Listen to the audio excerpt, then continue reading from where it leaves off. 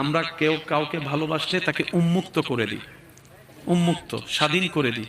রব যখন কাউকে ভালোবাসে ইউসুফ আলাইহিস সালামের মতো বন্দী করে রাখে। আমাদের ভালোবাসা ধরন, রবের ভালোবাসার বহিঃপ্রকাশ এক নয়।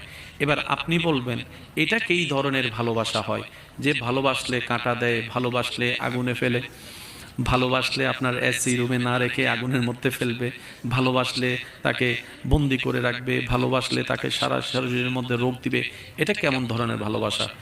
জেনে রাখা ভালো, গরমের মধ্যে এসি রুম সবাই পছন্দ করে। গরমের মধ্যে এসি রুম সবাই, যদি কষ্ট না হয় একটু আওয়াজ দেন। গরমের মধ্যে এসি রুম সবাই, ক্ষুধার্ত অবস্থায় খাবার সবাই। আর এই ক্ষেত্রে ভালোবাসা আসল কি নকল বোঝা যায় না। ভালোবাসা তো তখন বোঝা যায় যখন চতুর্দিকে সবকিছু স্বচ্ছতা, ফ্রেশনেস আছে, কোনো ঝামেলা নাই, হাতে হাত রেখেছে, এটা ভালোবাসা নয়। যখন পকেটের টাকা থাকবে না তারপরে হাত ধরে রাখবে, এটাই না ভালোবাসা। তাই তো আমার যুবক ভাইয়েরা বলে বিপদকালে বন্ধুর পরিচয়। যখন টাকা থাকে বন্ধুর অভাব থাকে না, গাড়ি বাড়ি থাকলে বন্ধুর অভাব থাকে না, আত্মীয় স্বজনের অভাব থাকে না, আত্মীয় স্বজনের অভাব থাকে না, খবর নেওয়ার মানুষের অভাব থাকে না। আজকে আপনি অভাবের মধ্যে পড়েন, আপনরা পর্যন্ত ভুলে যাবে, বাইরেরা হাত ছেড়ে যাবে, বন্ধুরা চোখ উল্টায় ফেলবে। ওই মুহূর্তে যে আপনার পাশে দাঁড়াবে তখন তো আপনি বুঝতে পারবেন সে আপনার আসল বন্ধু।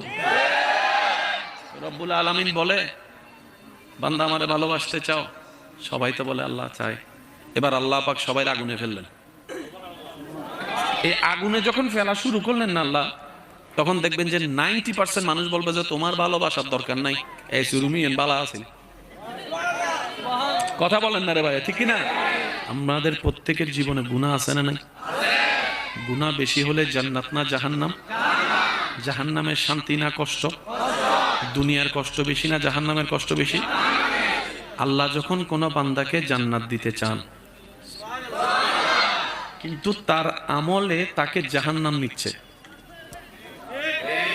কিন্তু আল্লাহ চাচ্ছেন তাকে জান্নাত দিতে। তো যিনি আইন বানায় উনি আইন ভঙ্গ করলে মানা যায় না, দেখতে সুন্দর লাগে। এবার আল্লাহ তাআলা কি করেন জানেন? এই বান্দাকে যদি জাহান্নামে দেওয়া হয় সে 70,000 বছর আগুনে কষ্ট পাবে।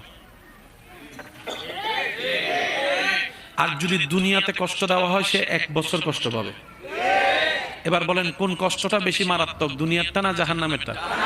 এবার আপনাকে যদি আল্লাহ বলে বান্দা 70,000 বছর জাহান্নামে জ্বলবি নাকি 1 বছর তুই দুনিয়ায় জ্বলবি, কোনটা নিবেন?